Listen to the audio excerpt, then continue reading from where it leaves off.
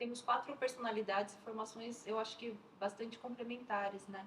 A gente trabalha muito bem nessa formação, mas na hora de desenvolver os projetos, o estudo preliminar, que é a primeira etapa, a etapa de concepção, nós trabalhamos juntos sempre, os 4.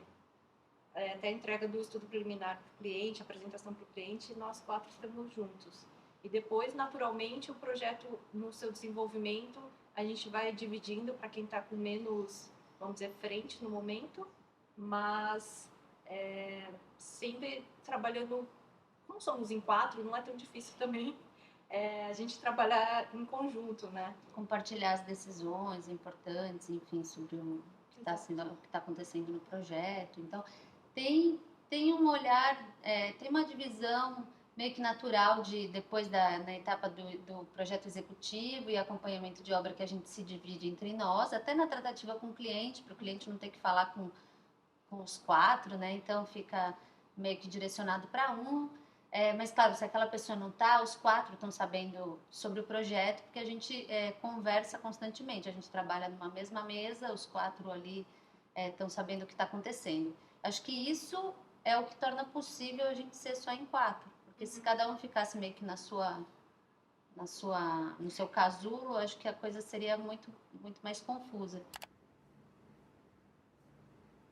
Essa divisão e essa forma que o Pedro comentou e que elas comentaram de como a gente, dessa forma de trabalho, eu acho que ela encontra dois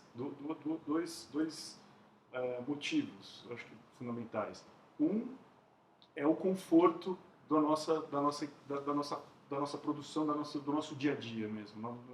Nós nos sentimos muito confortáveis estarmos só nós 4 desenvolvendo e trabalhando em tudo. O segundo motivo, que pode parecer um pouco, ele é mais complexo, mas ele é essa relação horizontal de trabalho, ou seja, nós muitas vezes nos questionamos na sociedade, né, numa certa hierarquização, muitas das vezes inevitável, mas também muitas das vezes nos acomodamos com elas, né? E enquanto que não é confortável também o tempo todo existir essa relação ser sempre horizontal. Não é nada confortável, mas ela nos traz muito mais benefícios do que o contrário. A gente sempre tá buscando o que é melhor para a empresa, né? A gente está aqui para trabalhar, então o que funciona melhor para a empresa? Independente da minha vaidade, da minha necessidades extra empresa, né? Qual que é o melhor caminho para nós aqui? Então tem um motivo da gente estar junto, né? Que assim, a gente se complementa, ao final dos projetos todo mundo é parte, é autor igualmente, não tem esse é do Danilo, esse é da Fernanda. A gente se sente muito parte dessa construção e com muita tranquilidade. Se um dia não fizer sentido, a gente desfaz essa sociedade. A gente está aí há 16 anos, mas hoje a gente tem certeza que sozinhos seríamos piores, né? A gente gosta muito de pensar essas referências do processo criativo, pegar coisas diversas, né? Filme, viagem, livro, mesmo um tempo que a gente dava aula, eu dava aula e o Pedro dá aula, né? Essa coisa que os alunos trazem, voltar a esse ambiente da universidade, tudo movimenta, né? Tudo mobiliza. Então, a gente gosta, para além das referências arquitetônicas, de ver projetos, de estudar arquitetos interessantes, gosta dessas pitadas das coisas da vida mesmo. Até porque a parte de referências de arquitetura está no nosso dia a dia na hora de projetar. Então isso é inerente ao nosso momento aqui no escritório, onde a gente está fazendo um projeto e busca referências. Tem os livros, tem a internet, vai lá e busca inúmeras referências, lembranças e tal, do campo da arquitetura. Agora, conta muito mais, assim, muito mais não, mas pra gente é tão importante quanto isso, é o que a gente faz fora daqui, realmente. O processo de trabalho, diretamente, que acho que é o ponto nós nos entendemos como um escritório de ofício. Ou seja, os projetos e os processos são feitos trabalhando muito na lousa, por exemplo, né, nas nossas trazendo tudo que envolve aquele projeto, legislação, programa, referências, custo, topografia, localização, insolação, enfim, tudo isso, e tentando, não saindo com algo pré-definido, né, uma linguagem, algo já imaginado para aquilo, mas com que a arquitetura ela vá brotando dessas discussões sobre todos os inúmeros parâmetros que nós arquitetos, todos nós arquitetos temos que desenvolver. Eu estava lembrando do Tom Zé, que ele fala que ele, na verdade, ele não é um bom músico, né? Por isso que ele faz tanto e no fim acaba ficando bom, né? A gente é um pouco isso, né? Não tem inspiração, não tem talento, assim, senta e desenha até resolver. E é isso que a gente faz. A materialidade é decorrência, né? Eu acho só essa espacialidade, a construção desses vazios. Eu achei legal você falar desse espaço da liberdade, mas a proporção entre espaços, o conforto deles. Por um lado, a gente pode olhar para isso como uma coisa bem poética, mas é bem pragmático também, né? De potencializar o espaço para que ele sirva por muito tempo, esteja sempre muito bem condicionado, né? Na verdade, como a gente entende que a materialidade ela é decorrente, é isso? O que a gente está pensando ali quando a gente projeta, inclusive tem projetos que nascem assim, vão nascer das aberturas, da posição em relação ao sol, o que as pessoas vão usar ou não vão usar.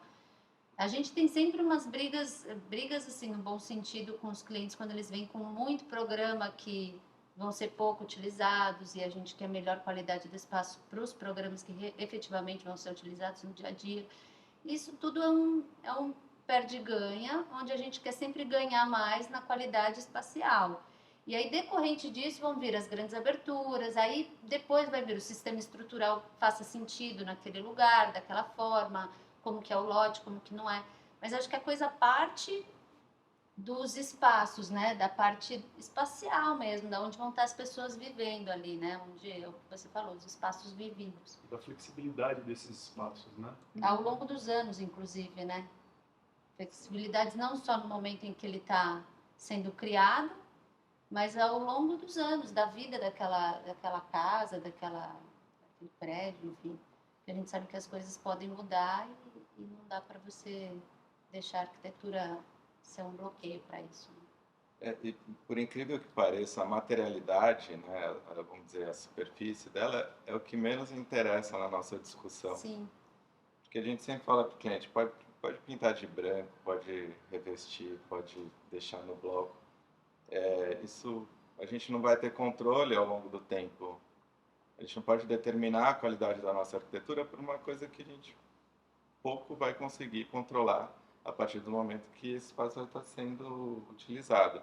Então, qual que é o nosso foco? É manter os nossos esforços nas questões mais perenes da arquitetura. Então, a qualidade de iluminação, ventilação, dimensões dos ambientes, relação entre eles. E, claro, né, a gente lança, o Danilo falou da Escola Paulista, acho que até antes do Rinolab já fazia essa internalização da paisagem, né, colocar o jardim para dentro, abrir essas áreas internas da casa para esses jardins. Acho que isso é uma constante no nosso projeto, principalmente em São Paulo, a partir dos lotes exíguos, né? A gente tem essa relação de pátios e então compõe, a gente acha que compõe muito bem, mas ela independe se é bloco ou não, se é um porcelanato, se é uma laje zero, sabe? Acho que isso é uma coisa menos importante para a gente. O nosso escritório é bem pragmático, então a gente pega todas as informações iniciais do cliente para trabalhar em cima. E nunca apareceu para a gente um cliente que tivesse recursos infinitos, né? Então sempre a questão do orçamento é muito importante, a gente coloca isso claro para balizar, dentre todas as informações iniciais de projeto, essa é uma das coisas importantes. O bloco, apareceu como uma solução técnica viável do ponto de vista estrutural, mas também é algo que viabilizou economicamente diversas das obras que a gente, diversos projetos que a gente desenvolveu aqui na cidade de São Paulo, principalmente, por ser um material que é rápido de subir, econômico. Não pelo bloco em si apenas, né? Mas Não. pelo sistema com o qual ele está. E pela mão de obra está muito acostumada também a trabalhar com esse material. Claro que tem diretrizes específicas para quando esse material vai ficar aparente ou quando vai ser rebocado, mas a gente, claro, tá. Funciona, né? Exato. Eu acho que é isso, a questão, a limitação econômica, ela apareceu, ela sempre aparece, né? Ainda Sim. aparece. E a gente sempre quer fazer as escolhas que a gente acha que são mais importantes. O cliente tem um dinheiro, quer aquele dinheiro. E cabe a gente entender onde que vai ser melhor aplicado esse dinheiro. E a alvenaria, o bloco estrutural, ele às vezes é uma boa escolha em você, por exemplo, foi assim que a gente chegou, né? Em deixá-lo ele aparente, por exemplo, com as tubulações aparentes, escolher vãos maiores, escolher, porque a gente deixou a estrutura um pouco mais complexa, com maiores vãos, e como que a gente resolve isso, então? Porque a gente quer esse espaço, onde o espaço vai ser vivido, mas como que a gente consegue conciliar isso com aquele único dinheiro que o cliente tem. Então, você vai fazendo as suas escolhas e o sistema construtivo acaba sendo uma escolha muito importante na hora do projeto, né? Então, isso não só no bloco, mas todo projeto que chega aqui pra gente, é isso. O bloco é um deles, mas a gente olha para aquele projeto, a espacialidade que ele vai ter e como que ele está sendo concebido e tenta entender qual que é a melhor custo-benefício para aquilo, assim, como que é melhor, é mais fácil de resolver, que faz mais sentido. Isso também isso acho que é sustentabilidade, né? Então a gente sempre comenta quando o cliente chega e fala, eu quero água de reuso, eu quero captação, eu quero sistema solar, tá? Isso são apêndices que você vai colocando ali na casa, mas como que você faz a arquitetura em si ser sustentável? E vai desde a concepção da topografia do terreno, ali onde você vai colocar ele em relação à topografia do terreno, ou sistema estrutural que faça sentido, que não seja um mega esforço que você olha e fala, nossa, precisava ser dessa forma, né? Será que foi o mais inteligente? Porque é a questão do uso do recurso, né? E no tempo também, né? O tempo. De novo, não que seja uma solução para tudo, né? Evidente, isso não existe. Mas as edificações com o bloco, elas envelhecem muito bem, né? A parede não suja, quer dizer, suja, mas não é uma sujeira, né? É o bloco. Então, todas essas edificações de bloco, elas têm no tempo uma manutenção baixíssima, né? Muito diferente, né? Geralmente com os nossos 1000 camadas, elas servem mais do que são servidas, né? Às vezes os clientes, a gente tenta passar um pouco isso para eles também, né? Não só a qualidade espacial, essa flexibilidade, esse nosso foco no vazio, mas então no que está ali, que aquilo também vai aguentar também com o tempo, né? Não vai ser o tempo todo demandado atenção, o tempo todo demandado manutenção. Sim. Eu acho que a gente aprendeu que construir é muito difícil, né? Construir, assim, é uma das coisas mais difíceis que a experiência humana pode se propor, né? Porque exige muito dinheiro, exige muita energia, exige uma infinidade de agentes, né? Pessoas envolvidas. Então, o bloco é um facilitador, né? Em São Paulo, né? Nessas condições que estamos trabalhando aqui na maioria dos projetos. Ele é uma das formas de viabilizar esse projeto, sair do papel e se tornar realidade.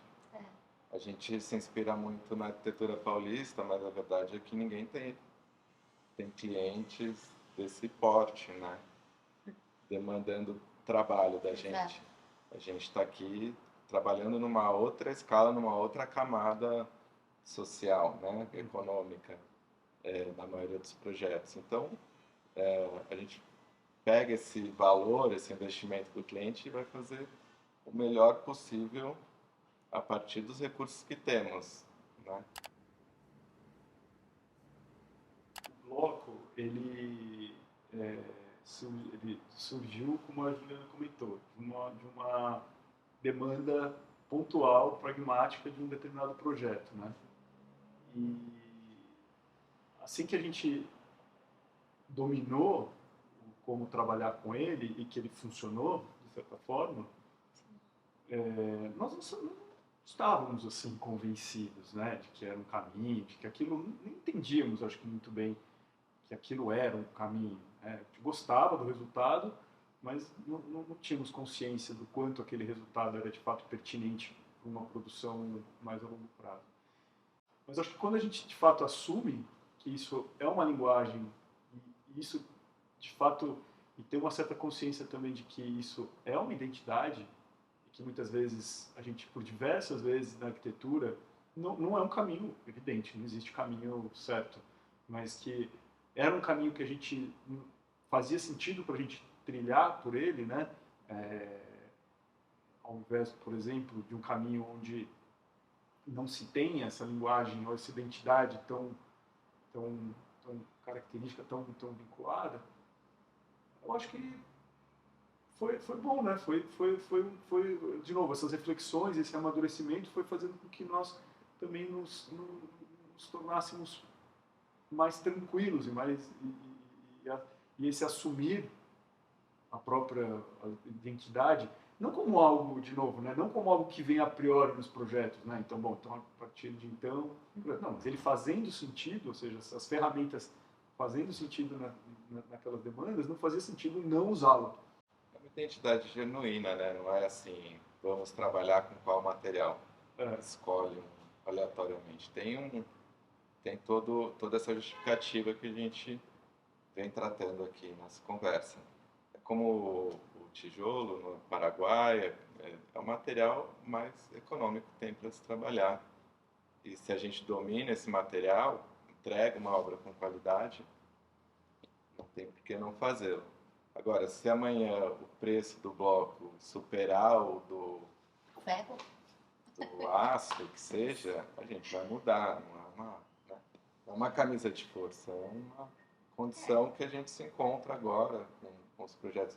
E nada impede também da gente trabalhar com a taipa de pilão, com tijolo, maciço, enfim. E a gente vai experimentar também sem crise nenhuma a partir das condicionantes do lugar, das técnicas disponíveis ali. Mas eu acho que o grande avanço foi a gente se sentir livre em repetir o quanto a gente precisar, né? Qual é o problema? O que ele falou. Se for pertinente. A cidade de São Paulo é majoritariamente formada por esse tipo de lote. E exemplos de arquitetura, claro que tem exemplos muito bons, mas a arquitetura residencial paulista, ela nunca foi raramente ela foi muito bem representada por esse tipo de solução, porque é uma solução complexa mesmo, né? Você tem você só tem uma face, né, livre. Se você der muita sorte, essa face é uma norte, uma leste, só que é o tipo de terreno que mais tem na cidade de São Paulo. Por isso que a gente fala do sobrado paulistano, né? Aquele sobradinho, aquele corredor lateral, 2 pavimentos, 2 quartos, sala. Porque por conta da formação da cidade, ou seja, desse tipo de lote. Posso só fazer um parênteses? É importante perceber isso, né? Que toda a arquitetura paulista, ela se concentra basicamente residencial nas CITES, né? Em São Paulo, CITE Butantã, CITE Pacaembu, CITE América, CITE Jardim Europa. Então são lotes com outras dimensões, né? Sim, mas sendo que o lote mais comum não são esses, né? Engraçado, porque realmente esses lotes de 5 por 20. E aí a gente vê 2 questões, né? Assim, a nossa constante atuação nesse tipo de lote, ou seja, que nos fez também dominar, de certa forma, alguns recursos para que esses lotes tivessem casas boas, casas, como a gente já falou, casas de qualidade espacial, e ao mesmo tempo atender a essa camada social que, de certa forma, a arquitetura nunca também se debruçou, nunca se interessou muito, né? Acho que são as duas coisas, é um encontro. começo é isso. Cada cliente vinha com a gente com o seu lote, com as suas demandas de programa, com o seu tipo de família, como usava a sua casa. E para cada cliente a gente desenvolvia o projeto dedicado e específico para esse cliente. Só que quando a gente passa alguns anos e olha para trás a nossa própria produção, a gente observa uma metodologia, vamos dizer assim, um método de utilizar esses espaços, abrindo as fachadas para essas paisagens internas que a gente cria dentro com esses pátios, a ocupação do lote estreito de lateral, ocupando toda a lateral, né? O vão inteiro, né? O vão inteiro. Algumas estratégias de aproveitamento desses espaços, de posicionar muito bem a circulação, os espaços, né, das escadas. Então, você olhando essa produção para trás é uma coisa bem interessante, porque cada projeto tem a sua especificidade, mas você consegue capturar algumas estratégias de projeto muito similares. E faz todo sentido, assim, tá plenamente de encontro com a questão da materialidade que a gente estava falando. Então, o uso do bloco nessa sequência, ou em várias dessas casas que a gente está falando, em São Paulo, nos lotes exíguos, onde você consegue com o sistema de bloco estrutural nas empenas e uma laje painel vencer todo o vão, isso gera uma boa qualidade espacial e a gente se aproveita para recortar o terreno no maior sentido. Então, se o terreno ele é comprido desse jeito, por que eu vou fazer um corredor assim, deixar tudo isso muito estreito, tudo isso não tem qualidade, nem o que sobra, nem o que é construído, né? E se você fatia nesse outro sentido, que a gente avaliando, né, essa produção nossa, vê que a gente usa dessa estratégia várias vezes, você traz essas fachadas internas, essa abertura de pátios e vãos e luz entrando e tal, que tem tudo a ver com a técnica construtiva que você está usando ali. E é por isso até que muitas delas, a grande maioria, se não todas, foram de bloco estrutural, com laje painel e grandes caixilhos que trazem ao mesmo tempo que é uma diversidade para São Paulo, né? Uma coisa que a gente nota tudo bem diferente do sobrado paulista.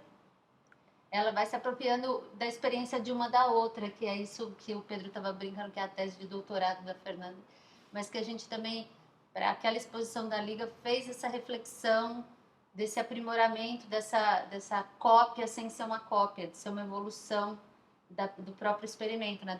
Da própria produção, assim. Ainda assim são casas muito diferentes, né? Assim, são casas completamente... Muito diferentes uma das outras, mas que elas têm essas particularidades por questões pragmáticas, de recuo da prefeitura, de gabarito máximo de altura, de limitação espacial clara e óbvia do espaço, do lote. Tem uma coisa que é marcante, assim, mesmo nessa arquitetura de bloco, que o que informa a forma final é o contexto. Então, a partir daí, a gente pode incluir nesse contexto todas as questões geográficas, topográfica, de técnicas. Tudo aquilo que conseguimos ver, né? Tudo aquilo que a gente consegue ver. Porque a gente não consegue ver tudo. Né? Eu acho que o contexto é tudo aquilo que a gente consegue ver. Para que, de fato, conscientemente, a resposta seja a que a gente julgar mais adequada. E vai além do técnico, é isso, né? Contexto político, sim, eu quero contexto ver, social, quando eu digo ver tudo aquilo que nosso olhar consegue ver. Seja ele pragmático, seja ele físico, técnico, seja ele social, econômico, político. A cultura ocidental é muito voltada para os olhos. E eu acho que, na verdade, o seu ver ele é muito mais amplo. Que a gente está querendo falar de ouvir, sentir, perceber, sabe? É que às vezes a gente acaba usando uma palavra. Uma palavra, mas que ela, na verdade, já está atravessando toda a nossa experiência, né? É isso. É isso. Não, quando veio enxergar é isso, assim, é a quantidade e a qualidade de informações, ou seja, percepções que nós temos em cada uma das demandas, naquele tempo, naquele espaço. Apenas contexto, ele não dá conta A partir dali, o que surge como possibilidades passa para um segundo momento, que é a pertinência. Então, isso que te move hoje, ele vai ter que estar sempre ancorado, acho que tanto pelo menos para a gente, né? Isso acaba sendo tanto ancorado como uma coisa quanto na outra, porque sem a pertinência, você acaba também, o contexto passa a ser, como eu fiz a analogia com a visão, né? Com o ver, ele passa a ser paisagem. E aí, como se atua nessa paisagem, está vinculado, acho que, à pertinência.